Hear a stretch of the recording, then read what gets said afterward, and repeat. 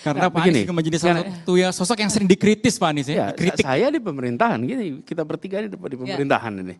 Jadi Bapak di mantan pemerintahan. Jadi kalau berada di wilayah publik, maka kupingnya nggak boleh tipis. Kita dengarkan saja.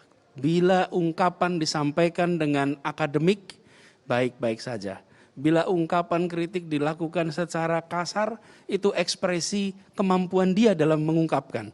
Tapi bagi saya yang sedang bekerja, ini semua adalah ungkapan pendapat rakyat. Baik yang mendukung, baik yang tidak mendukung, baik yang mencaci, baik yang kata-katanya kasar.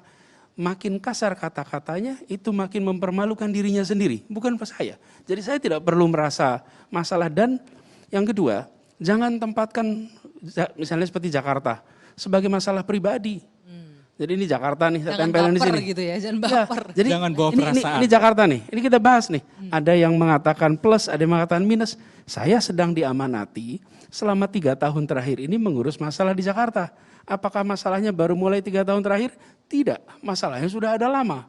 Dan kemudian ketika orang mengkritik, rileks saja. Anggap itu bagian dari ungkapan pandangan. Karena itu saya ketika melihat ketika ada kritik keras, kemudian ada bahkan caci maki.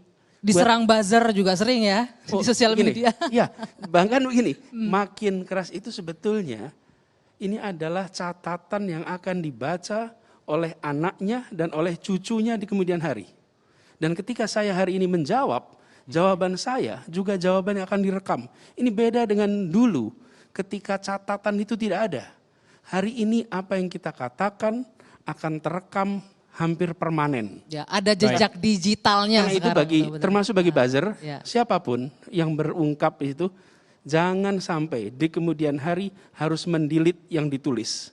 Ketika seseorang mendelete yang ditulis, maka itu sebenarnya dia sedang mengatakan saya malu pada diri saya sendiri. Nah, jadi saya kalau melihat ini proses demokrasi.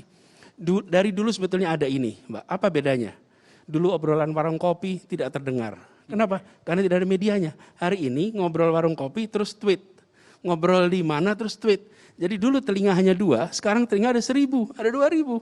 Tapi kritik itu bukan hal baru. Kalau berada di wilayah publik, maka dia harus siap untuk menjadi kotak pos kritik dari siapapun. Nah, ini menarik.